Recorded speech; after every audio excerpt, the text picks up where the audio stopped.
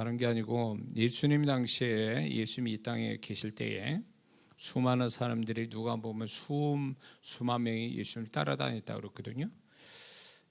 그런데 그분의 정체를 아는 사람은 그분이 모든 것 되시고 그분만이 나 자신의 모든 해결책이라고 생각했던 그 사람들만 주님의 정체를 알았던 거죠. 그분이 누구신지. 그리고 나머지는 그냥 구경꾼에 지나지 않은 거예요. 이 차이가 저는 오늘날 많은 성도분들이 교회에서 예배드리고 그런다 할지라도 안타까운 게 뭐냐면 군중 같은 신앙을 가진 성도가 있고 정말 주님을 목숨같이 여기고 주님으로 인해서 모든 걸 끝장을 보려고 하는 그 소수의 사람이 있다고 보는 거예요. 그래서 저는 예수님의 이 땅에 계실 때 그 모습에서 진정한 주님을 향한 신앙을 가진 자가 누구냐? 그럴 때 주님을 실제로 경험한 사람, 기적을 경험하고 축복을 경험한 그 기적만이 얘기가 아니라 기적 때문이 아니라 그분이 그 기적을 경험하기 이전에 그 사람들이 주님이 자기의 마지막이고 그분이 모든 것 되어주시고 그분으로 모든 것이 해결된다라고 하는 그 주님을 향한 집중력, 그분을 향한 어떤 그 강한 믿음, 그거를 가지고 주님께 달려오는 사람만이 그게 주님이 인정하는 진정한 신앙이다 라는 거죠. 그런 측면에서 보면 근데 이제 그런 경험한 그 소수의 사람이 있는가 하면 주변의 사람들은 주님은 단지 호기심이요 어떤 관심의 대상일 뿐이고 시간이 남아서 예수님을 찾아다니는 것 뿐이지 진정으로 예수님을 만나고 그분의 정체를 실감나게 경험하려는 사람들은 절대 아니라는 거죠. 그런 면에서 보면 저는 안타까운 게 이렇게 보는 거예요.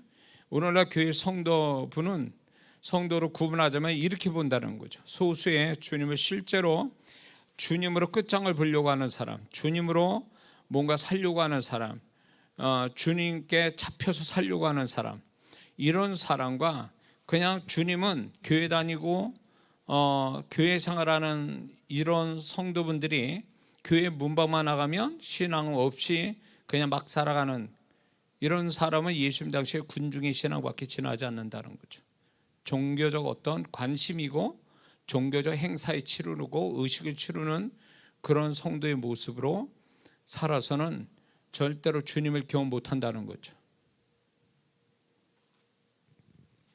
그러니까 그런 사람들에게 주님이 그분의 존재를 실감나게 드러내신 적이 없잖아요. 그들이 개인적으로 그분을 체험한 사람은 소수에 지나지 않다라는 거죠.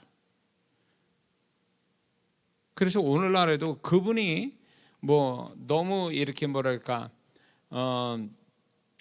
소위 세상 말로 비싸게 당신을 그렇게 사람들에게 그러려고 그런 것이 아니라 주님에 대한 어떤 그 마음을 가진 성도들, 그 주님을 향한 그 마음이 어떠한가가 주님이 보실 때 그냥 관심 없는 대상과 정말 주님의 관심과 주님의 능력을 공급받을 그분의 축복을 기적을 경험할 사람들이 딱 구분이 된다는 거죠.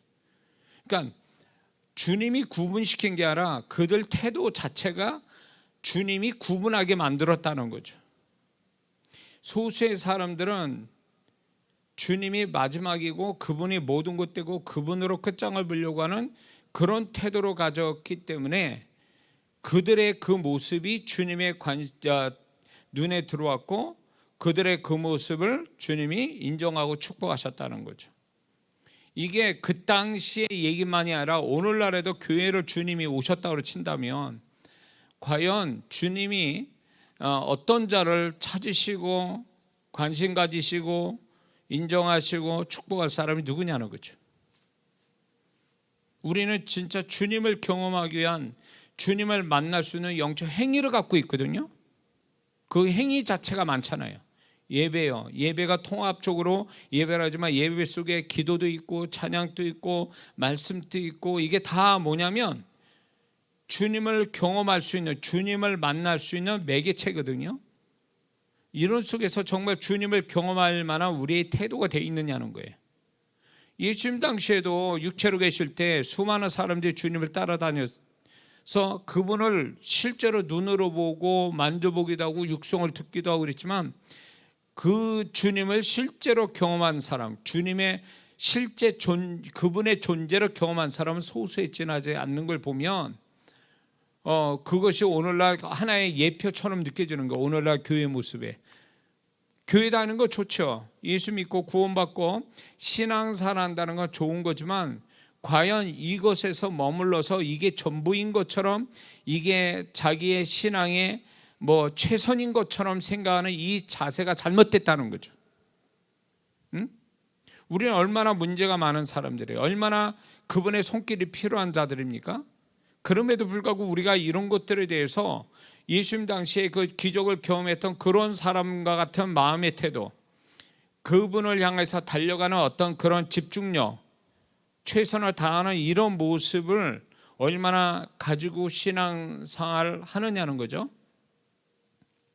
그런 게 없기 때문에 이제 주님이 모든 것 떼어주시고 마지막이 아니라 자기가 믿고 있는 것들 중에 하나로 취급하는, 주님이 결국은 주님도 안 되면 저걸로 하는 거지 이런 식으로 한다는 자체는 어떻게 보면 전폭적으로 주님 한 분으로 끝장을 보려고 하는, 주님을 향한 100%의 믿음이 아니라, 어쩌면 그 성도는 악한 건 아니더라도 그 성도는 주님이 자기가 믿고 있는 중에 퍼센트대로 볼 때 10%, 20%밖에 안 되는 주님일 수도 있다는 거죠.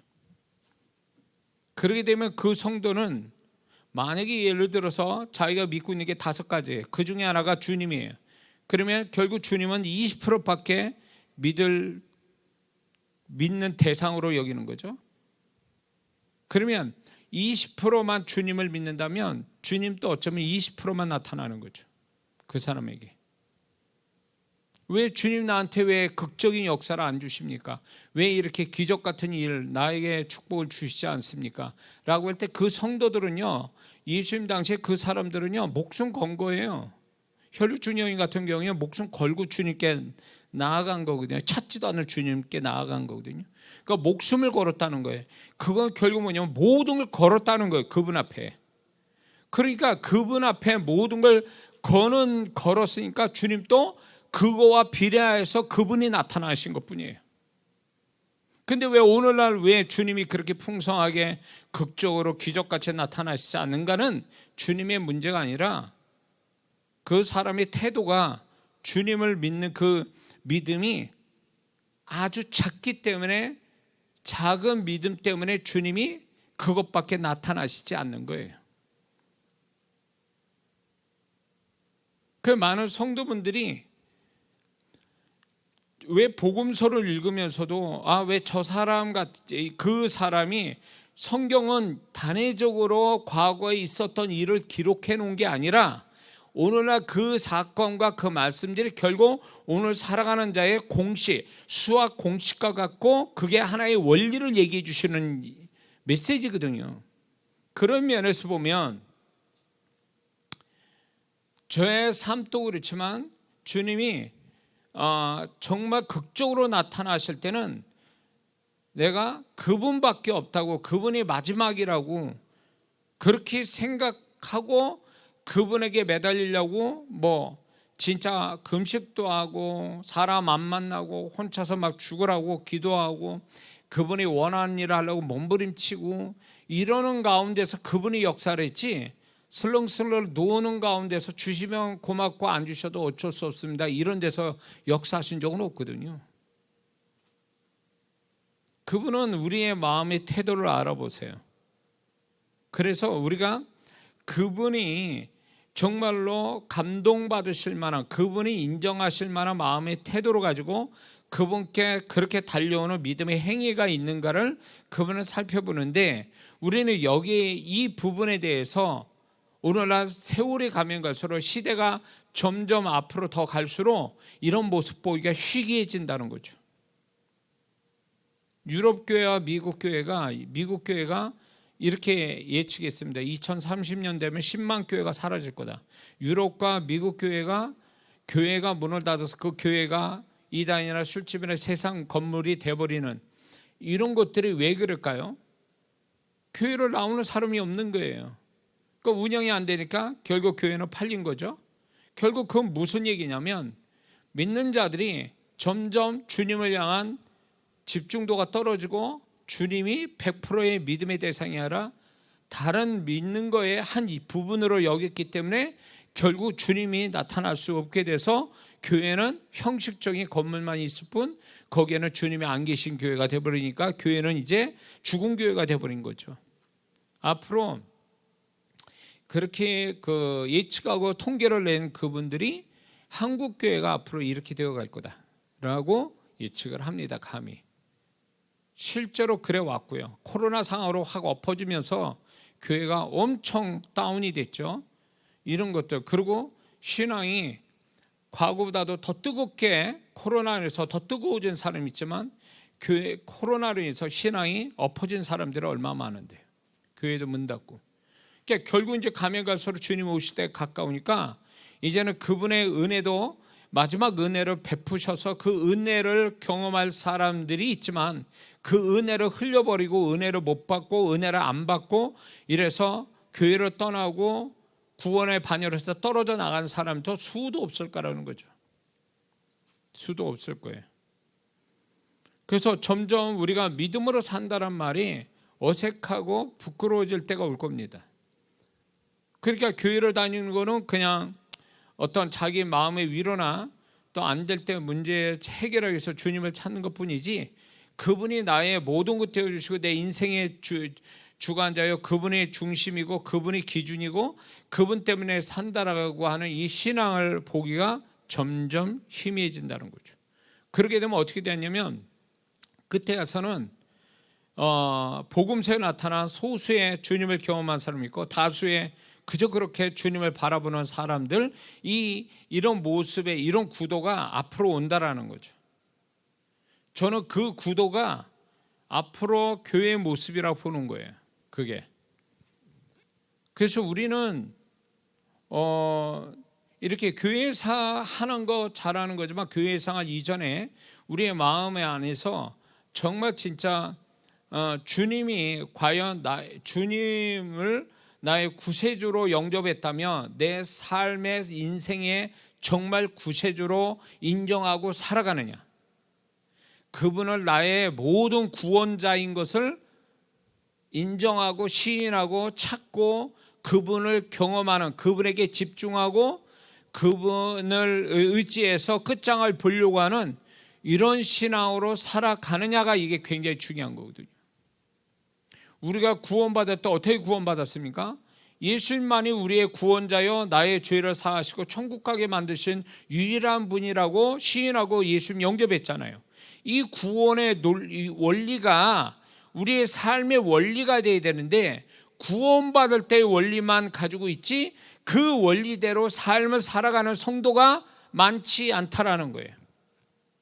물론 방해거리가 많아서 그렇게 살지 못하고 믿음이 연약해 자빠져서 이렇게 살지 못한 성도도 부지기수지만 이 구원의 원리는 곧 우리가 죽을 때까지의 이런 원리대로 살아가라고 구원해서 우리에게 계시해 주신 거거든요. 근데 우리는 그렇게 살아가야 마땅하고 이렇게 되기 위해서 신앙의 성장을 위해서 교회 생활이 필요했던 거거든요. 근데 안타까운 거는 교회 생활 오래 해도 오래 하면 할수록 이게 주님에 대한 집중도나 그분의 모든 것 전부가 되고 그분으로 끝장 보려고 하는 이 신앙으로 발전하느냐 그러면 그렇지 않다라는 게 오늘날 목사의 눈으로 볼 때도 그게 안 되고 있다는 게 안타까운 것 뿐이죠. 이게 주님께서 굉장히 그 부분에서 아파하시는 부분일 거예요. 그분이. 초대교회 때도 그랬고 지금 그 신앙 지키기 어려운 중국이나 이북에도 지금 또 주님을 믿는다는 것은 곧 생명을 거는 것 같다라고 하고 믿는 사람들이 있단 말이에요. 소수예요. 사실은 그냥 그저 그렇게 교회 다니는 사람에 비하면 그런 사람 소수예요. 지금 아랍계통에 이제 하나님이 성령의 바람 불어서 구원의 역사 막 일어나고, 이스라엘 같은 경우에도 성령께서 막 역사에서 개인적으로 예수님 영접하는 그런 사람들 굉장히 많이 일어나거든요. 주님이 오실 때 가까워가지고 땅끝까지, 사도행전 1장 8절에 땅끝은 다시 이스라엘로 돌아가는 거거든요. 이스라엘이 구원받는 거예요. 근데 이스라엘이 국가적으로 구원받는 게 아니라 개인적으로 구원받는, 종교적으로 유대교 종교로서 구원받는 게 아니라 개인적으로 예수님 영접해서 구원받는 사건이 지금 계속 일어나고 있거든요. 아랍계통에서 목숨 걸고 예수님 영접하고요. 거기는 개종하면 죽는 거잖아요. 그럼에도 불구하고 하나님의 이 역사, 마지막 때를 위한 성령의 역사는 거침이 없다고요. 그래서 그렇게 역사가 일어나고 있는데, 그런 사람들은 목숨을 걸고 주님을 정말로 진짜 예수 믿는 거거든요. 심지어는 공산국가가 있고 중국과 소련이 있을 때는 침례받다가 세례받다가 침례받다가 잡혀가지고 순교당한 사람도 그런 선교 이야기들이 상당히 많았거든요. 그 이야기들이. 그러니까 예수 믿는다는 건 목숨 거는 거예요. 인생을 거는 얘기거든요. 근데 우리는 그런 거는 아니더라도, 자, 상황적으로 그게 아니면 마음으로라도 그런 마음을 가지고 살아야 되는 거거든요. 응? 주님이 모든 것 되어주시고 그분이 그분으로 나는 모든 걸 끝장을 낸다. 그리고 죽어도 그분 앞에서 죽는다. 이런 마음으로 살아가는, 점점 그것이 마음 안에서 강하게 만들어져야 이게 신앙생활 잘하는 사람인데, 어떻게 된 게 신앙생활을 하면 할수록 사람이 더 물컹물컹해지고 신앙도 희미해지고 점점 더 세속화되어지고, 오늘날 교회의 모습이 이렇다면 이거는 지금 신앙을 거꾸로 하고 있는 거죠. 거꾸로.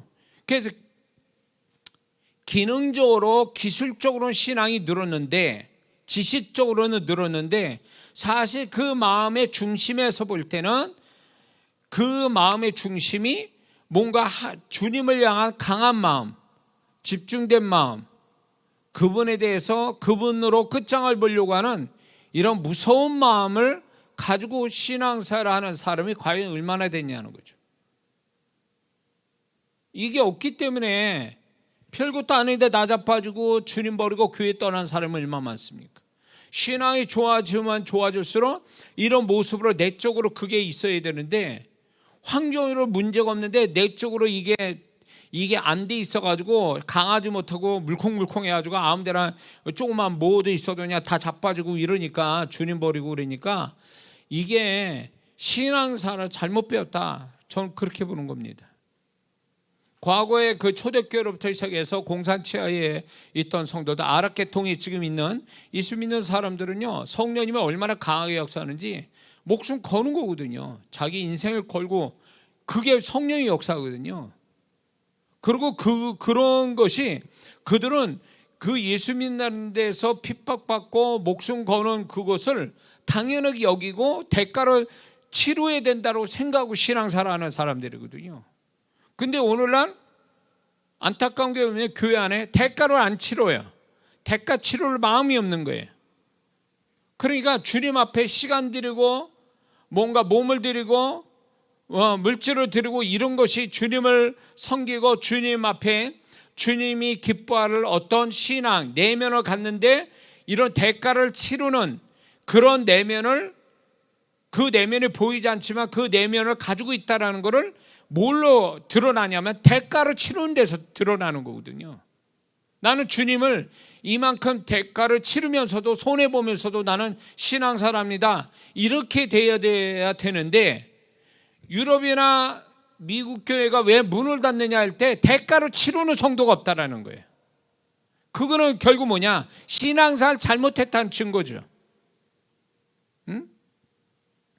코로나 상황으로 인해서 교회가 엄청난 교회가 문을 닫았어요. 코로나 상황으로 문을 닫았단 말이에요. 그거는 결국 뭐의 문제냐면 성도들이 대가로 치르지 않는다라는 거예요. 자기 축복, 자기만을 위한 어떤 주님인데 그 주님이 나한테 도움을 안 준다면 기꺼이 주님 더 포기하고 마는 것이 오늘날 성도의 모습이라는 거죠. 교회가 점점 한국 교회가 부흥이 안 돼요. 미국 교회도 교인이 마이너스 돼 있다고 지금 돼 있어요. 교인 수가 마이너스. 그 남침례 교단이 제일 큰 교단인데도 그 성도들이 엄청난 숫자로 줄고 있어요. 그러니까 교회 문도 닫았겠죠. 한국에도 마찬가지야. 한국에 가면 갈수록 성도의 이 교단에서 발표나는 거 보면 줄고 있다고요. 지금 결국 그거는 뭐냐면 신앙생활에 흥미도 없을 뿐만 아니라 신앙생활의 근본적인 아주 문제는 뭐냐면 대가를 안 치른다는 거예요. 한국 교회가 이 정도까지 교회가 여기까지 올 때는 엄청난 과거에 우리 부모님 세대에 그 신앙생활에서 엄청난 대가를 치루었거든요. 심지어는 교회 건축한다고 그래서 집 팔고 이런 거는 그때 당시에 아주 그게 당연하게 그렇게 여겼어요. 그리고 교회 건축을 그렇게 했다고. 그래서 교회가 부흥됐어요. 이런 성도들 교회에 상당히 많았어요. 그러니까 교회가 목사님이 능력이 있어서보다도 성도들이 교회를 사랑하고 주님 사랑하니까 대가를 치르는 것에 대해서 겁없이 대가를 치르고 그렇게 당연히 하는 줄 알고 있었던 거죠.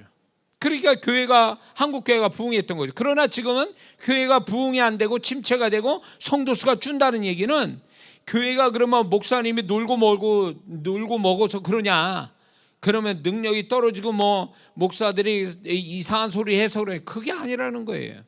문제는 뭐냐면 그 성도분들이 이제 자기만의 주님이고 주님이 자기를 채워주고 축복하셔야 되는데 그게 안 되니까 그래서 주님을 쉽게 손 놔버리는 거죠. 결국 그건 뭐냐면 주를 위해서 대가를 치를 마음이 없는 거예요. 대가를 치를 마음이 없으니까 이런 대가를 손해 안 보려고 하다 보니까 결국은 자신이 손해 본다고 생각하면 기꺼이 교회도 버리고 주님도 버리는 거죠. 이거는 근본적으로 파고 들어가면 뭐냐면 구원을 우습게 하는 거예요. 구원의 원리가 뭔지도 모르는 거예요. 예수님이 누군지도 모르는 거죠. 예수님이 자기를 위해서 어떻게 했다라는 이 진리를 마음에 와닿지 않은 거예요. 응? 주님이 얼마나 죄 없으신 분이 하나님의 아들로서 이 땅에 오셔서 나를 구원하기 위해서 수많은 사람 중에 믿지 않는 사람들, 그 많은 사람 중에 나를 찾아오셔서 예수 믿게 해서 내가 하나님의 자녀가 되고 천국 가는 자격을 얻었다는 이 사실 하나가 엄청난 진리거든요, 이게. 근데 이런 진리를 구원받았지만 이게 마음에 와닿지 않는 거죠. 이게 생생하게 와닿지 않으니까 예수님이 얼마나 고마운 줄 모르니까 결국은 주님 위해서 대가를 치르고 신앙생활을 한다는 것을 안 하는 거죠. 그러니까 복음에 대한 희미한 생각들이 결국 주님을 버리는 원인이 되는 거예요. 오늘날 보세요. 이단에 많이 넘어가고 그리고 많은 사람들이 세상을 쫓아가고 사단의 유혹에 넘어가는 이유가 뭔지 아세요? 육신의 정욕과 안목의 정욕과 이생의 자랑에 빠져버리는 거죠. 그게 다 뭐예요? 자기를 위한 거예요. 자기가 잘 된다면 무엇도 좋다는 거예요. 그러니까 그 예수민자들이 점쟁이 찾아가는 것도 거기에 그 이유가 있는 거예요. 내가 잘 된다면 뭐래도 좋다는 거지. 오늘날 교회 성도분들이 이런 식으로 신앙생활을 하니까 결국은 나중에는 주님도 잃어버리는 거죠. 주님의 은혜와 손길은커녕 주님에게서 떠나가게 되는 거죠. 그 목사님들이 그걸 보면 안타까워 여기지만 어찌할 방법이 없는 거예요. 성도 그 심령 자체가 이미 주님이 그 마음 안에 좌정할 만한 공간이 없는 거예요. 다른 걸로 가득 차 있는 거거든.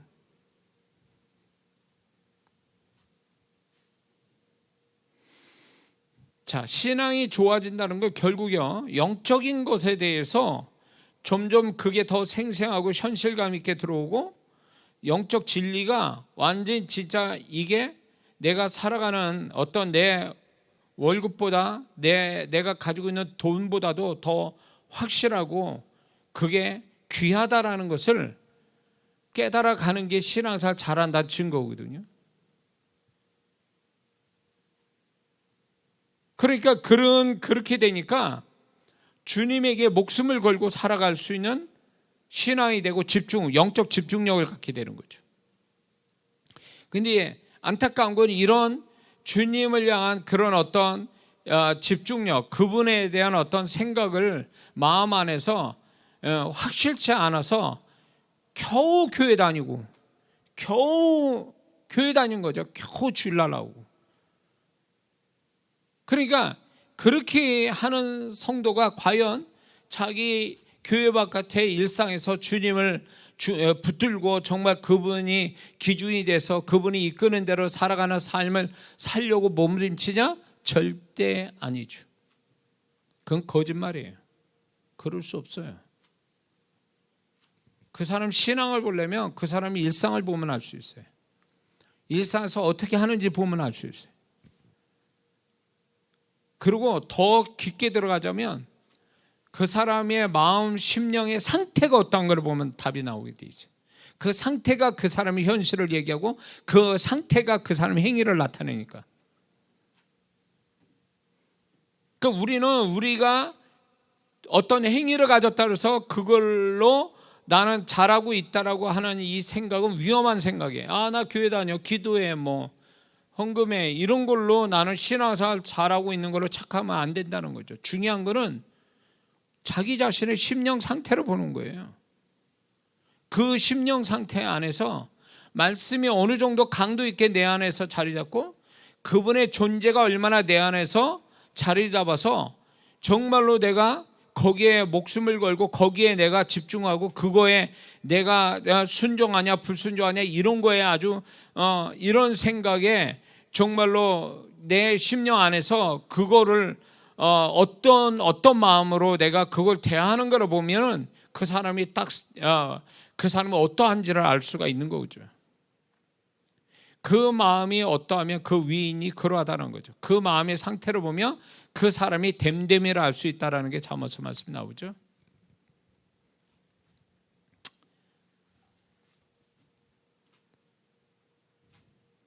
그러니까 주님은 계속 저도 그렇고 저에게서도 그렇고 이렇게 얘기하시는 거예요. 네가 말하는 거와 네가 행위를 가진 거에 속지 말라는 거예요. 그게 네가 다가 아니라는 거예요. 네가 아니라는 거예요. 진짜 너는 네가 가지고 있는 네 심령 상태가 너라는 거예요. 속이지 말라는 거예요. 자기 자신을.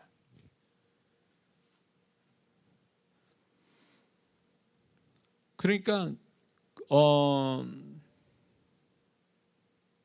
저도 이제 성령 사역을 배우러 다닐 때가 그러니까 지금으로부터 22년 전 얘기예요. 그때 막 정말 주님 각종 은사와 능력을 행사하는 분들이 참 많았어요. 그때 한국에 성령 바람이 차원 높은 성령의 바람이 불어가지고 사역자들 많았거든요. 그런 분들을 제가 이제 찾으러 다녔어요. 전국을 찾으러 다녔다고. 그리고 보고 체험하고 이런 시간들이 있었거든요. 그분들을 보면서 정말 주님과 어떻게 얼마나 가까우면 저렇게 될 수 있을까라고 하면서 부러워하고 그러면서 주님 저도 그렇게 될 수 있을까요? 저도 그렇게 해주세요. 보는 게 믿음이라고 그랬으니까 저도 보았으니 저도 이 믿음 가지고 제가 사역 저렇게 하게 하옵소서라고 해서 그분들을 굉장히 부러워했거든요. 근데 제가 이제 주님의 은혜로 제가 그분들보다 또 새로운 어떤 사역이 되어지고 저를 통해서 주님의 능력이 나타나고 성도분들을 저를 볼 때마다 주님이 저의 입에서 제 손에서 역사가 일어나는 거 보고 놀라고 기뻐하고 그렇게 하지만 저를 또 신뢰하고 이러지만 그 입장이 딱 되고 보니까 그게 아니더라는 거지. 그게 전부가 아니더라는 거예요. 그게 과거에 제가 그분들 보면서 저분들이 주님 옆구리에 사는 것 같아. 주님의 정말 제자처럼 저렇게 옆에 사는 것 같아. 그런데 제가 그 입장 돼 보니까 그게 아니더라는 거죠. 성도들은 어떻게 볼지 몰라도 주님은 네가 말하는 거와 네 행위에 네 스스로 속지 말라는 거예요. 제가 주님의 통로자가 된다 해서 네가 뭐가 된 걸로 착각하지 말라는 거예요. 그거하고 상관이 없다는 거예요. 나라는 존재는. 그리고 내 안에 내 마음의 상태가 너라는 거예요. 그게 실제 벌거벗은 너 자신이라는 거예요. 그러면 할 말이 없는 거죠. 주님이 그렇게 얘기할 때 할 말이 없는 거예요. 성도들의 아무리 제가 저를 어떻게 그렇지 않겠지만 주님, 정말로 주님, 그 주님의 어떤 그 모습이 나타나는 거에 막 존경하고 막 이런다 할지라도 내가 그 부분에 대해서 장단 맞추지 못한다는 거죠. 왜냐하면 주님은 먼저 그런 얘기를 하셨으니까 저한테.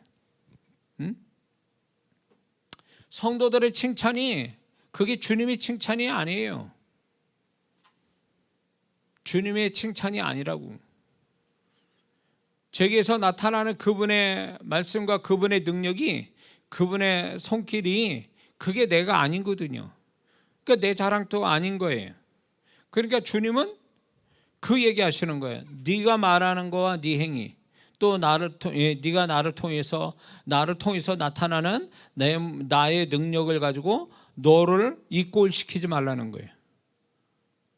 너는 너의 마음 상태가 너다. 이게 적나라하게 말씀을 드리는 거예요. 그렇다면 이거를 여러분에게 적용을 해볼 때 내가 교회 다녀, 봉사해, 이런 것들이 과연 그것이, 물론 그게 주님이 신앙의 어린 성도한테는 칭찬거리가 되겠지만 그게 전부가 아니라는 거예요. 그게 전부가 아니라는 거예요. 주님의 100%의 그분이 말씀하고 싶고 100% 주님이 인정하는 것만은 아니라는 거예요. 근데 신앙이 어린 성도는 그걸 100%로 받아들이는 거죠. 주님은요, 그 수준이니까 그렇게 칭찬하실 수밖에 없지만 주님은 정말 저희에게 말씀한 거 있죠? 이렇게 신앙이 좀 된다라면 주님의 바람이 달라요. 그분의 기대치가 다르다고. 그리고 적나라하게 얘기하신다고. 그러니까 저도 이게 사역 이렇게 목회하면서 수많은 영혼들을 통해 주님의 음성 전하고 주님이 저를 통해서 능력이 나타나고 이러면서도 저는 굉장히 끊임없이 갈등하고 고민한 이유가 바로 여기 있어요.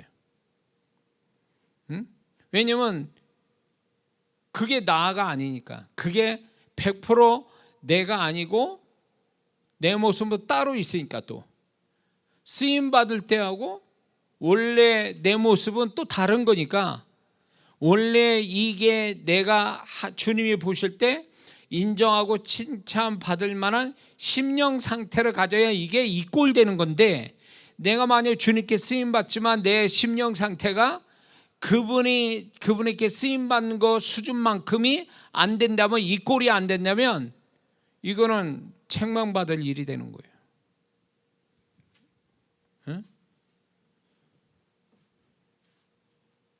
저만 그러겠습니까? 근데 오늘날 성도분들이 신앙이 계속 수준이 높아져야 될 수준을 자꾸 높여서 그분의 어떤 나를 향하신 아주 적나라한 그분이 나를 바라보시는, 그분이 나에게 말씀하고 싶은 거를 100% 말씀할 수 있는 데까지 이르는 그 수준의 사람이 되어 가야 이게 마땅한데도 불구하고 이걸 가르치는 사람도 없고, 그리고 자기는 자기 나름대로 신앙은 착하고 교회 다니니까 이게 다라고 생각을 하고, 이러다 보니까 신앙이 더 성장을 못하는 거예요.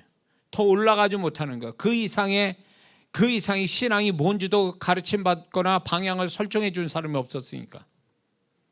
결국 신앙은 누구의 칭찬을 받거나 자기가 착한 일하고 영적 행위를 가졌다, 그게 전부가 아니라 존재하고 계시는, 나를 주목하시고 나를 때때로 판단하시고 주목하시고 말씀하시는 그분의 마음에 들게 하는 거, 이게 최종적인 신앙의, 그게 이제 돼야 되는 신앙이 돼야 이제 새로운 차원의 신앙이 시작되는 거거든요. 아멘이에요. 근데 이 신앙으로 가느냐, 그거예요. 그 신앙 또 가기도 전에 더 이상 이 레벨의 신앙이 있다는 것조차도 모르고 그냥 자기 행위에 비춰봐가지고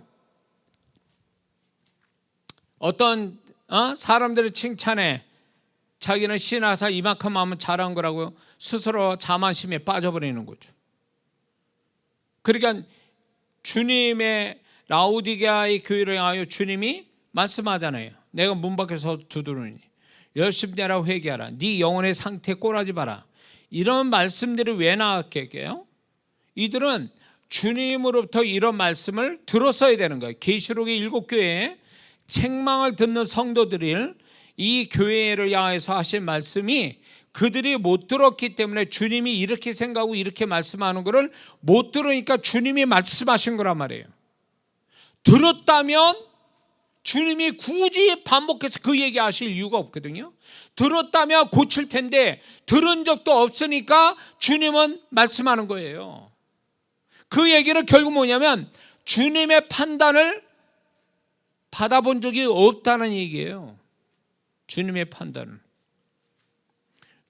판단을 받아본 적 없는데 가장 절망적인 교회가 라오디게아 교회예요. 칭찬이 없고 책망만 잔뜩 있는 그 교회의 모습이 오늘날 우리 현대 지금 교회의 성도의 모습이라는 거예요. 결국 뭐예요? 주님의 음성을 신랄하게 자기를 들여다보시고 나를 지적하시고 판단하시는 그분을 들어본 적이 없으니까 자기 착각에 자기 자만심에 이런 신앙으로 흘러가보고 만 거죠. 주님과의 어떤 그 위의 신앙을 갖는데 거기에서부터 이제 새로운 신앙이 시작되고 누가 타치하지 않고 누가 뭐라지 않아도 이 신앙을 가지고 살아가는 사람이 진짜 이기는 신앙이고 주님 오심을 정말 예비케 되어지는 존재가 되는 건데 이 신앙을 가져가는 사람이 많지 않다는 거예요.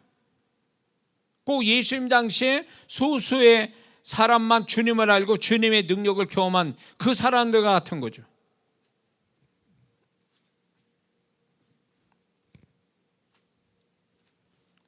오늘날 그거예요.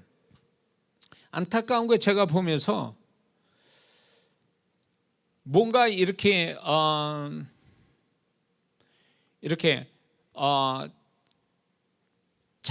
자신의 영혼의 상태를 읽고 자신의 영혼의 상태에 문제가 뭐고 그런 걸 통해서 애통하면서 그거를 바꾸려고 하는 이런 메신저의 소리를 들으려고 하는 성도가 얼마나 될까요? 이런 얘기를 듣는 것을 거부하고 부담스러워하고 싫어해서 이런 쪽으로는 아예 이건 관심 없는 성도들이 많거든요. 자, 이거는 뭐가 같냐면 사람을요 칭찬만 해줘요. 그러면 그 사람이 잘할 것 같습니까? 에? 자식을 키울 때에 계속 칭찬만 한다고 그 자식이 바르게 자랄 아이 같아요? 어린아이는 어리석어서 회초리를 들어야 되고 회초리를 들지 않는 부모는 그 자식을 미워하는 거라 그랬거든요. 잘못한 걸 알아야 되는 거거든요. 인간은 끝없이 죽을 때까지 불완전해요.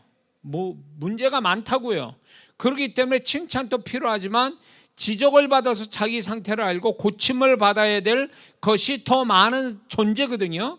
근데 신앙 안에서 이런 부분에 대해서는 피해가는 성도들이 있다는 거예요. 말씀을 들어도 그런 쪽으로는 안 듣고 안 보는 거예요. 그리고 자기한테 좀 편안하고 즐겁고 축복할 만한 데만 집중하는 거죠. 네? 그러니까 그런 설교에는 조회수가 엄청 많이 나오는 거예요.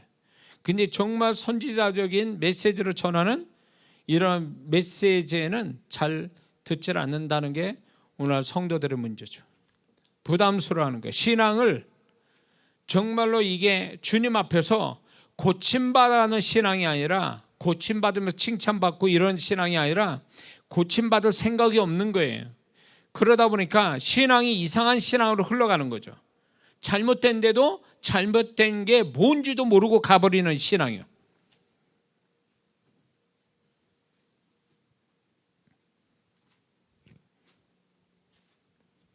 원래 가정교육을 이렇게 잘 받은 자식은요, 그 가정에 규율이 있어요.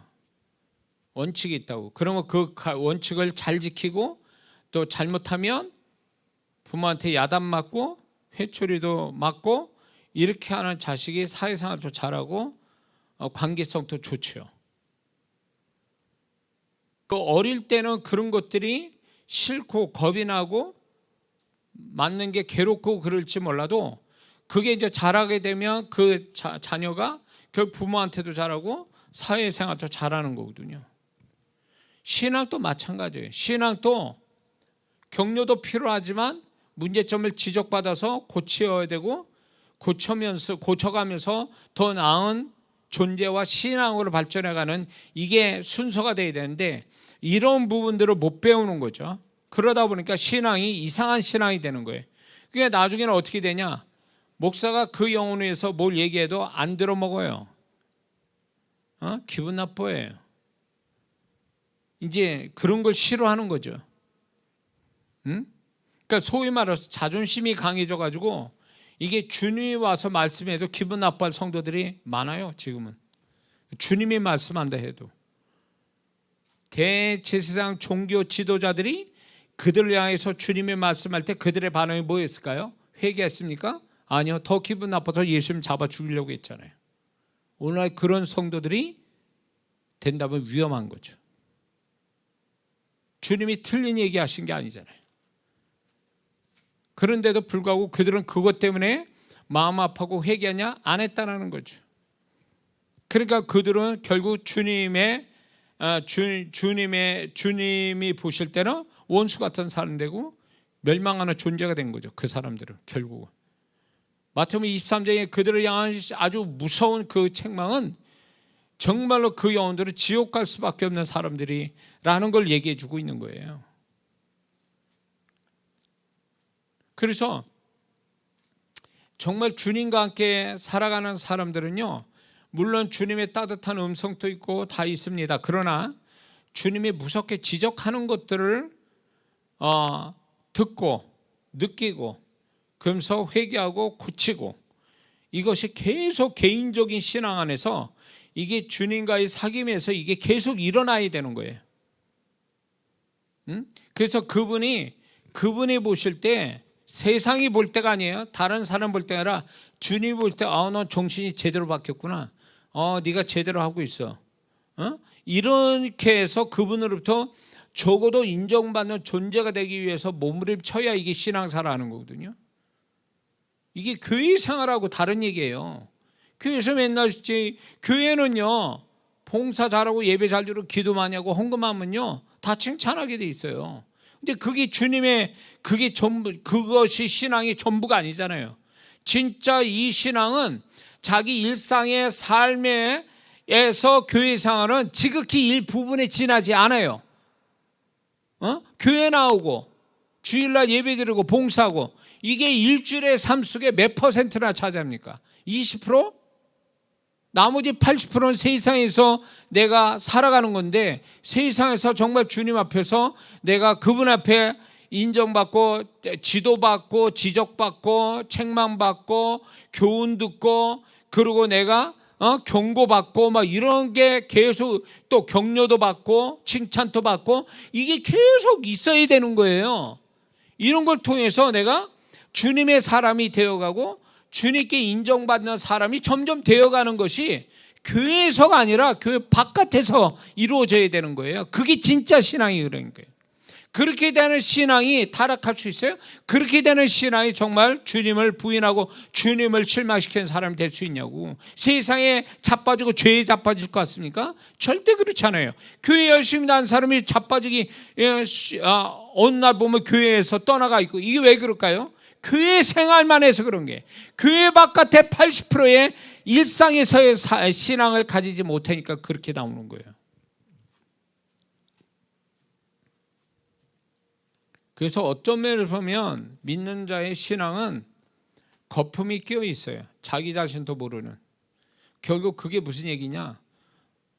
하나님께서 왜 우리에게 고난을 허락하시고 왜 우리에게 어려움을 허락하시는가의 그 이유 중에 하나가 뭐냐면 거품을 없애게 버리기 위해서. 존재나 신앙의 거품을 없애는 거예요. 적나라한 자기 모습을 보게 하게 하시는 거예요. 그걸 통해서 나는 이것밖에 안 되는 인간이구나, 주님 앞에서 나는 이런 존재구나, 이렇게 해서 자기 자신한테 실망하고, 그렇게 함으로 인해서 주님 앞에 정말로 자기 자신의 어떤 적나라한 모습을 통해서 솔직하게 자기 모습을 솔직하게 인정하고 거기서부터 다시 심령과 신앙을 세우는, 그러기 위해서 하나님은 어려움을 허락하시는 거거든요. 믿습니까? 근데 오늘날 그렇게 신앙생활 합니까? 주님 앞에서 이렇게? 이런 사람은 얼마나 될까요? 모든 걸 주님 앞에서 주님 앞에 다 펼쳐놓고 그분으로부터 판단받고 그분이 정리시키고 그걸 다시 주워 담아서 그거 가지고 살아가는 성도가 얼마나 되겠냐 이거예요. 응? 그 살아계신 주님과의 이런 삶을 실제로 주님이 눈에 보듯, 그분을 느끼듯, 피부적으로 이렇게 와닿듯 이렇게 주님과 함께 살아가는 신앙생활하는 사람이 지금 얼마나 되겠냐 그거예요. 100명 중에 몇 명이나 될 것 같습니까?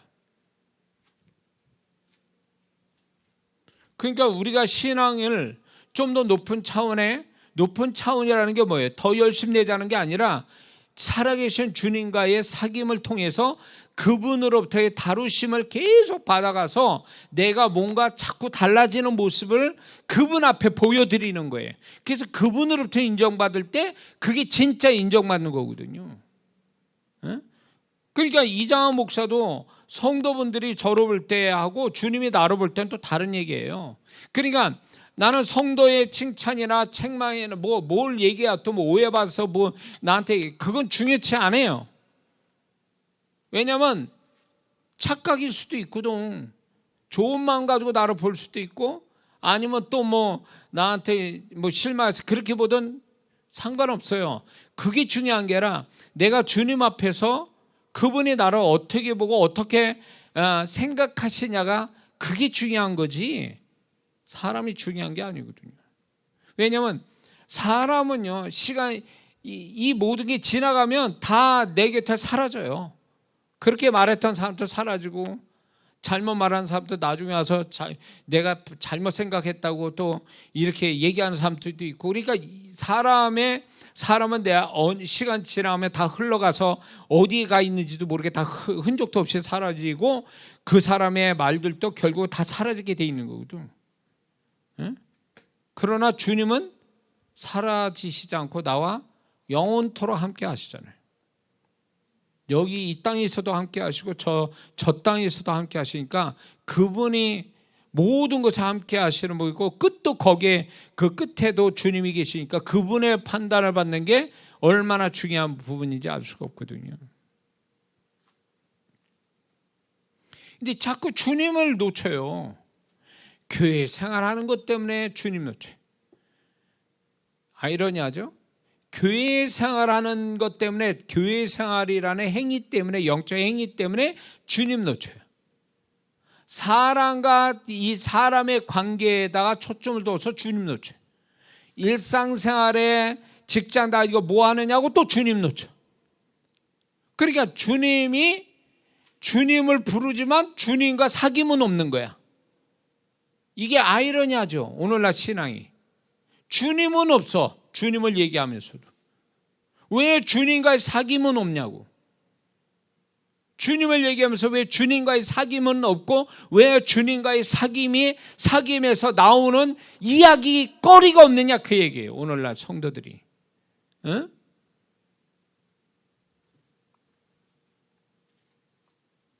그러니까 주님은 그냥 액세서리 뿐이에요.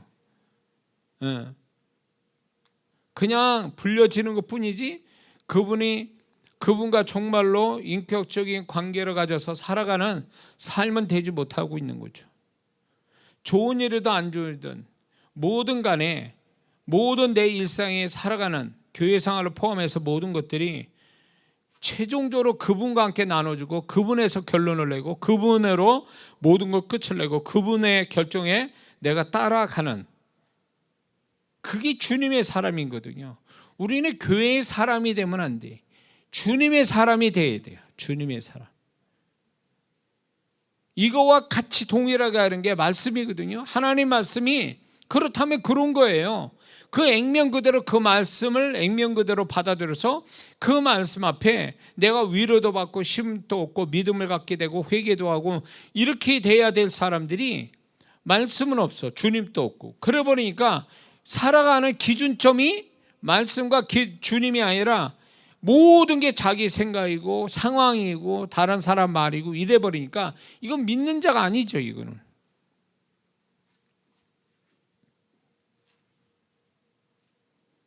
그러니까 우리는 신앙의 개념을 잘못 알고 있는 거예요. 교회 다니는 게 신앙이 아니거든요. 응? 기도하고 예배 드린다고 해서 신앙생활이 아니거든요. 주님이 있고 말씀이 있고 거기에 목숨 걸고 그거에 따라 내가 생각하고 판단하고 또 거기에 따라 순종하고 이런 모습이 나와야 그게 주님의 사람, 말씀의 사람이 이렇게 되는 거란 말이에요. 믿습니까? 근데 우리는 그게 기준점이 아니다 보니까 사람의 소리에 기준점 삼고 상황 자체의 기준점을 삼고 아니면 자기 생각과 기분에 또 그게 기준점이 돼버리고, 그러니까 기준점이 바뀌어버리니까 결국 거기에 따라서 이상한 결과들이 나오는 거죠. 그러니까 주님이 보증 안 해주시는 거예요. 주님의 보증은 딱 두 가지, 말씀 따라 주님 따라. 이 두 가지만 되면 주님은 반드시 이 두 가지를 이렇게 하는 사람을 책임지게 돼 있어요. 책임져 주신다고. 근데 그게 아니면 주님 책임 안 지세요. 나머지는 자기가 책임져야 돼. 응? 나머지를. 저는 제가 마음대로 펄럭펄럭 다니고 막 그렇지만 지금은 또 주님께 항상 물어봐야 돼. 물어봐야 돼. 어떻게 될 줄 알아? 그분이 지지하심이 없다면, 그분이 인정하는 게 없다면 그거는 소위 말해서 어린아이가 낯선 곳에 혼자 서 있는 것과 똑같은 거예요. 얼마나 불안하고 얼마나 위태롭겠어요? 그게 우리 모습이거든. 근데 무식하면 용감하다고 주님 없이도 자기 마음대로 시간 되고 돈 되고 상황 되니까 마음대로 움직인다? 그러니까 되는 게 없는 거예요. 장래를 누가 알아? 내일을 누가 아냐고. 근데 우리는 그것이 말씀과 주님만이 진리거든요. 변치 않고 어디에도 흔들림이 없고 그 주님과 말씀대로 되는 세상인데 우리는 왜 여기에다 목숨을 안 걸고 왜 그거보다 못한 변동이 있는 것들에 대해서 우리는 왜 자꾸 거기다 마음 쓰고 거기다 기준점 삼아서 살아가느냐 이거죠. 그러다 보니까 이런 사람들은 절대로 말씀대로 됐다, 주님이 이렇게 나와 함께 계셨다, 이 고백은 절대 못합니다. 이런 사람은요.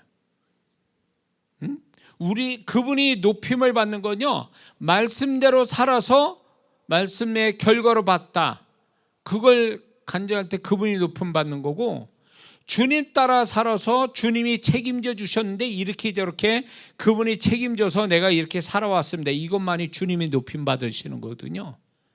물론 우리가 선한 행실, 영적 행위를 가져서 그분을 기쁘게 할 수는 있어요. 근데 이게 전부가 아니란 말이에요. 이게 전부가 아닌데 우리 여기다가 모든 걸 전부라고 생각하고 사는 거죠. 응? 말씀과 주님은 없는 거예요. 이게 더 가장 높은 등급의 어떤 신앙인데도 불구하고 우리는 그걸 쫓아가지 않는다라는 거죠. 교회에서는 열심인 사람이 이런 경우 있어요. 교회 바깥에 나가서는 말씀도 없고 주님도 없어요. 왜 교회에서는 열심인 사람이 왜 바깥에는 그렇게 못하는가? 우리는 신앙을 교회 안에서 인정받으려고 하지 말고 교회 바깥에서 주님께 인정받아야 돼요. 세상 사람한테 인정받는 거 이거가 문제가 아니라니까요. 중요한 거는 내 일상에 주님으로부터 인정받으면 자연히 세상 사람한테 인정받게 돼 있는 거예요. 그거는. 응? 근데 우리는 일상에서 주님과 사귐을 통해서 주님으로부터 인정받고 주님이 책임져 주는 일상이 되어지는 것을 우리가 경험한다면 이 사람의 인생은 그분이 책임져 줘서 안 될 일도 되고 없는 것도 생겨나고 잘못된 거 고침받고 이런 역사가 뒤에 있단 말이에요. 그게. 그래서 주님이 내 인생을 이끌어가고 주님이 내 인생을 이렇게 만져주시고 축복하셨다고 이렇게 간증되는 거예요. 내 힘이 아니라 그분으로 인하여 이렇게 됐습니다. 이렇게 얘기 나오는 거거든요. 그게 얼마나 그분을 높이는, 내가 잘 돼서 높이는 게 아니라 그분과 함께 살아서 그분과 모든 삶을 일상을 나눴더니 이런 결과가 나왔다. 그 과정이 하나님을 높이는 거거든요. 아멘해요. 과정이 그분을 높이는 거예요. 결과 가지고 높이는 게 아니라 과정을 가지고 그분을 높이는 거거든요. 응?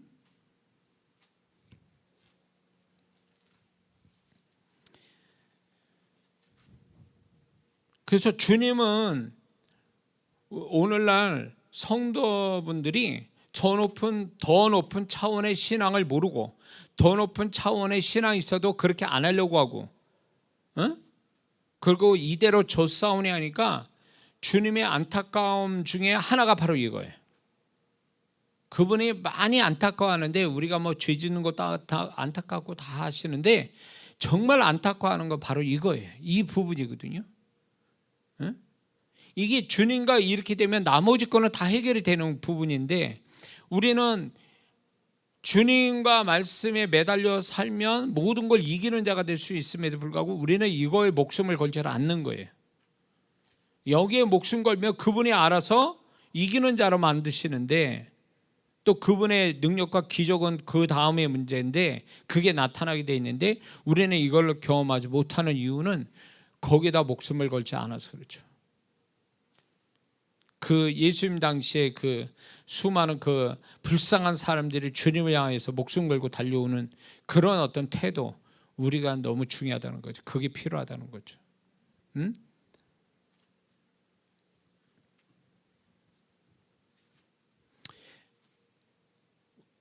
저 자신이 가장 그 행복하고 아주 그 닭살 돋을만큼의 짜릿한 그 경험하는 순간이 언제냐면 주님이 내가 말하고 내가 행한 것을 보증해 줄 때, 그분이 책임져 주실 때, 이게 작은 일이든 큰 일이든 그게 나타나서 내가 볼 때에 저는 거기에서 엄청난 어떤 희열도 느끼고 거기서 굉장한 행복감도 느끼고 굉장한 어떤 자존감이 거기서도 생기고 그렇거든요.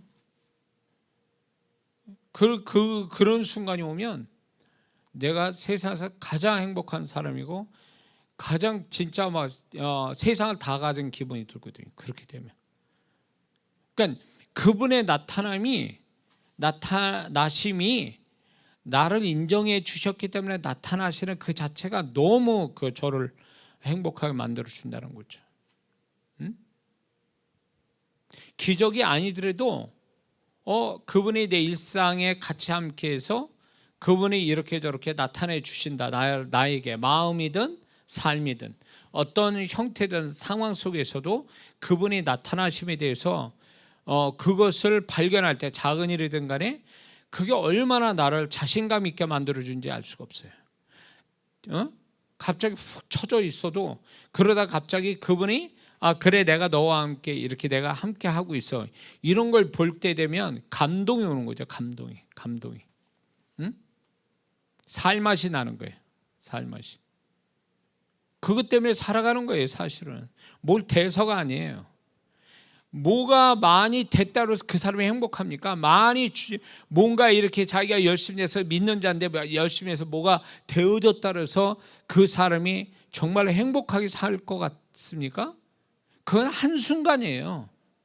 근데 주님이 내게서 어떤 형태로든 작게든 이렇게 나타내 주신 자체가 나를 인정해 주셨다. 나를 귀하게 여겨 주셨다. 다른 사람 몰라도 그분은 나를 이렇게까지 생각해 주시고 있다라는 자체가 굉장히 격려가 되거든요. 저 자신한테. 그것이 우리를 살만나게 만들어 주는 거거든요. 이런 거를 경험하며 살아가는 성도가 돼야 되는데 우리는 이걸 놓치고 가는 거죠. 이거를 고생하면 고생한 대로, 잘 되면 잘 된 대로 다 그게 자기와 자기 중심으로 해석하고 이러니까 주님은 없는 거죠. 주님은. 그래서 잘 되든 못 되든 간에 어렵든 어렵지 않든 간에 우리는 그 속에서 주님이 나와 어떻게 함께 하신지를 말할 수 있는 사람이 돼야 되거든요. 믿습니까? 주님은 내가 어려운 가운데도 이런 모습으로 함께 해 주셨습니다. 이거거든요. 이게 신앙이거든요. 잘 되어질 때도 잘된 결과 가지고 얘기하는 게 아니라 잘 되는 과정 속에 그분이 나한테 어떻게 함께 하고 있는지를 이거를 말할 수 있는 사람, 설명할 수 있는 사람, 그거를 발견할 수 있는 사람이 이 사람이 정말 신앙을 가지고 있는 사람이거든요. 이 사람이 하나님을 주님을 높이는 사람이거든요. 이걸 설명을 못한다면 어려울 때 그분이 어떻게 계신지를 설명 못하고 잘 돼가는 과정 속에 주님이 어떻게 하시는지도 설명조차 못한다면 이 사람은 주님이 없는 사람이에요. 주님과 함께 사는 사람이 아니라고. 이건 신앙이 아닌 거예요. 이거는 설명할 수 있어야 돼요. 어려우면 어려운 대로, 잘 되면 잘 되는 과정 속에 그분을 말할 수 있는 사람이 진짜 신앙을, 주님과 함께 사는 신앙사이라고 말할 수 있는 사람이 되는 거예요. 이걸 말하지 못한다면 이 사람은 아직 멀은 거예요. 신앙이. 결과만 가지고 얘기한다면 안 됐으니까 하나님 나 살려주세요 이렇게 하고, 잘 되면 잘 돼서 자기가 잘 된 줄 알고 또 잘 됐다고 알지도 과정 속에 어떻게 주님이 함께 하시는지도 모른 채 그냥 잘 됐다고 하나님께 감사하고 감사헌금 드리고, 이게 뭐예요? 이게 정말 주님이 바랬던 겁니까? 그게 주님 바랬던 게 아니거든. 주님의 바람은 그게 아니라고요. 살려주세요. 잘 되면 잘 돼서 감사합니다. 이 단순하게 이런 결과만 가지고 어떤 상황만 가지고 얘기하면 이건 주님의 뜻을 모르는 거예요. 주님이 어떻게 계신지를 얘기를 해야지. 그분은 나로 인하여 높임을 받기 원하시고 그분이 어떻게 계신지를 발견되어져서 그분을 말할 때 그분이 비로소 나로 인하여 정말로 존귀함을 받는 순간이 되는 거거든요. 아멘이에요. 그 순간이 주님의 나를 통해서 존귀함. 내가 주님 이렇게 찬양 부르고 기도하는데 주님 부른다고 그분이 높임 받는 게 아니라 내가 이런 주님을 발견했을 때에 그 주님을 얘기할 때 비로소 그분이 나로 인하여 그분은 존귀함 받는 순간이 되는 거예요. 이걸 원하는 거거든요. 주님은. 결과만 가지고 얘기하는 게 아니고. 그래서 우리는 살아계신 주님을 너무 잊어버리고 사니까, 그러니까 마귀는 이런 자를 굉장히 좋아하거든요. 착하면 뭐해? 사람이 주님과 살지도 않는 사람인데 착하면 뭐하냐고. 그 착한 것 때문에 사단의 밥 되는데, 그 착함도 주님과 함께 사는 가운데 그 살아가는 데서 착한 성품이 필요한 거지, 주님 없이 사는데 착한 성품은 사단의 밥 되는 게 쉬워요. 원래 착한 사람이 많이 당하잖아요. 많이 당하고 살잖아요. 악한 사람한테. 세상이 그렇게 돌아가고 있잖아요 지금. 그렇게 그게 아니거든. 우리는 착한 사람이 중요한 게 아니라 주님과 함께 사귐이 있는 성도가 중요한 거예요. 이거를 이 신앙이 우리한테 필요한 거죠. 교회 생활하는 사람이 중요한 게 아니에요. 교회 생활하는 사람이 이게 전부가 아니에요. 교회 생활을 하는 게 진짜 신앙이 아니라 교회 바깥의 일상에서 주님과 함께 사는 게 이 사람이 신앙생활하는 사람이에요. 그러니까 자기를 교회에서 평가하지 말고 교회 바깥의 일상에서 내가 어떻게 하는지 보고 나를 평가하란 말이에요. 나 자신을. 교회에서만 평가받는 그 평가한다면 착각에 빠질 신앙 크리스찬들이 얼마나 많습니까? 교회 안에서만 평가를 한다면. 교회 바깥에서 인정받아요. 교회 바깥에서 주님과 어떻게 사는지 그거가 실제 내 모습이거든. 아무도 나를 보지 않잖아요. 보지 않는 가운데 내 일상을 그분과 함께 사는 데서 그분에게 인정받아야 이게 진짜 신앙이라는 거죠. 그러니까 교회에서 배운 거를 일상에서 써야 되는 거예요. 교회에서의 신앙이 전부가 아니라 이거는 소위 말해서 일상으로의 신앙을 갖기 위한 과정일 뿐이에요. 훈련 과정일 뿐이라고. 교회가 전부가 아니라고요. 또 이 얘기 들으면 또 이상하게 생각할 사람이 있겠네. 교회 생활은 절대적 필요합니다. 그러나 교회 생활이 전부가 아니란 말이에요. 교회 생활은 필요하지만 교회 생활이 전부가 아니라 이 교회 생활은 결국 일상에서 주님과 함께 살기 위한 과정일 뿐이에요. 훈련일 뿐이라고. 그러니까 이게 안 되는 사람은, 이걸 모르는 성도는 교회가 전부인 줄 알고 교회만 열심히 내지만 교회 문만만 나가면 주님과 사귐이 없고 그냥 혼자 살아가. 혼자. 오늘 이 제목이 그건데 오늘부터 나눠줄 메시지가 기도하면서 준비한 게 이거예요. 홀로 있다는 거에 대한 영적 이해. 이거를 지금 얘기하려고 그러거든요. 근데 오늘 이 서두가 너무, 오늘 메시지가 이렇게 가네요. 이걸로 끝내야 될 것 같은데. 자, 그래서 많은 성도분들이 각기 예수님 믿지만 각기 신앙의 방향을 나름대로 다 정하고 가요. 근데 신앙의 방향과 신앙의 수준이 각각 달라요. 근데 그게 과연 주님이 인정할 만하고 칭찬할 만한 방향이고 수준이냐에 대해서는 이거는 영분별이 안 되면 잘못된 방향과 잘못된 수준의 신앙을 가져서 주님이 인정하지 않은 것들도 수두룩이 많다는 거죠. 그래서 영적인 멘토가 중요한 거예요. 이런 성도 있죠. 혼자 신앙생활하는 사람이 있어요. 누구한테 이렇게 지도받고 같이 나누면서 거기에서 배우고 이런 신앙이 아니라 혼자서 신앙생활을 하죠. 이게 어디서 잘못됐는지 뭘 고쳐야 되는지 이걸 모르는 채 신앙생활하는 사람들이 정말 위험한 신앙을 갖는 거예요. 이 사람은. 이장호 목사가 여기까지 신앙을 갖는데 나 혼자 산속에서 공부하다가 이렇게 신앙생활 이렇게 갖는 것 같습니까? 수많은 상황과 수많은 성도와 수많은 이야기들과 이런 속에서 주님이 저를 가르쳤고, 그래서 저도 어렸을 때에 방향이 잘못될 수 있고 수준이 잘못되어 있는 것들을 주님이 잡아주셔서 이렇게 목사로서 수많은 영혼들을 가르칠 수 있고 그거를 또 맞다라고 보증하시는 이런 게까지 될 때가 되는데 이게 하루아침이 된 게 아니라는 거예요. 근데 수많은 영혼들을 상대해 보면 착한데 신앙은 이상해. 주님이 인정하지 않는 신앙, 주님이 인정하지 않는 방향으로 가버려요.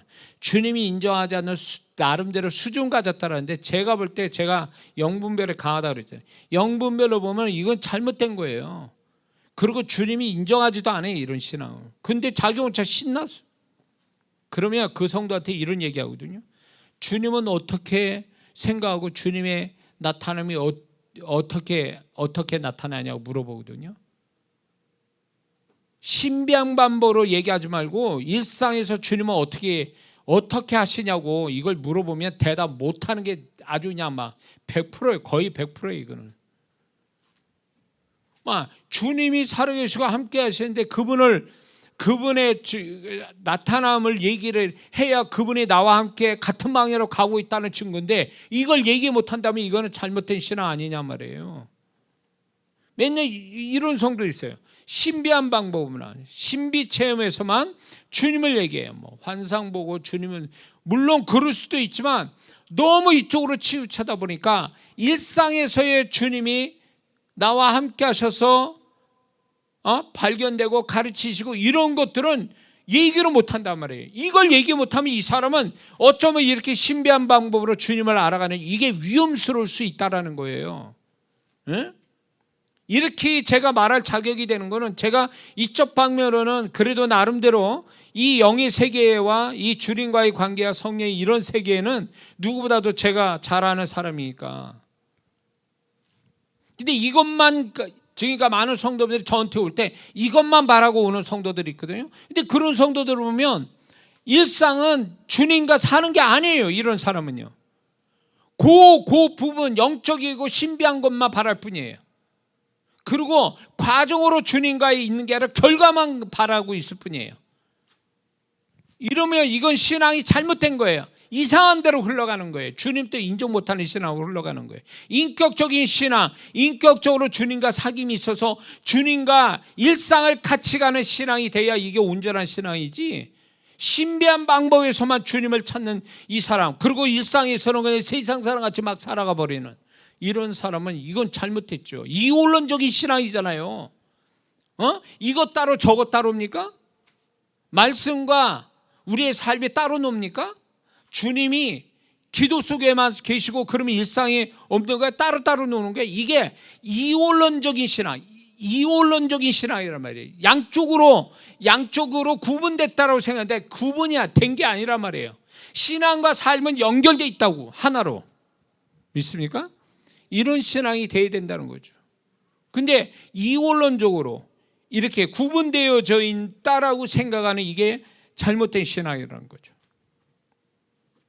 그래서 제가 우리 성도들은 주님 찾기 모임을 주일마다 하잖아요. 왜 하는 줄 아세요? 이걸 강제로 시켜야 되는 이유가 주님을 발견하지 못하는 신앙은 신앙이 아니라는 거예요. 교회 생활을 누구도 다 해요. 교회는 교회 예수 믿고 구원받고 얼마가 안 되면 교회 생활 익숙하고 아주 신앙 기술도 늘어요. 그런데 일상에서 그분과 함께 사는 거는 이거는 분명히 배워야 되고 훈련을 받아서 이게 익숙해져야 비로소 주님과 함께 사는 신앙이 온전한 신앙이 시작되는 거죠. 그거를 배우기 위해서 주님 찾기 모임을 하는 거잖아요. 그게 시작이 뭐냐면 제가 먼저 가르친 거예요. 제가 먼저 내가 주님과 어떻게 살았는지를 얘기하고 이거를 이렇게 하는 거라고 가르쳐서 그 성도들이, 제가 평택교회부터 시작된 게 송파교회에서 여기 수직교회로 와가지고 이게 벌써 한 20년이 된 거예요. 20년 이 신앙을 가르친 게. 근데 지금 많은 우리 주호심교회 성도들이 이제는 같이 이렇게 주님 찾기를 통해서 주님을 배워가고 이러면서 서로 주님을 배워가는 이런 모습을 가질 때 정말 주님이 얼마나 기뻐한 줄 아세요? 이거를 나로 시작한 그 신앙이 지금 성도분들이 몇 세대 거쳐서 많은 성도들이 이 주님을 발견하고 그 고백을 할 때 주님이 굉장히 기뻐하신다고요. 저는 이 신앙은 절대로 제가 이 교회를 진짜 은퇴할 때까지는 이 신앙을 계속 어쩌면 이어서 다른 담임 목사 와서 이렇게 하더라도 이거는 계속 진행이 될 겁니다.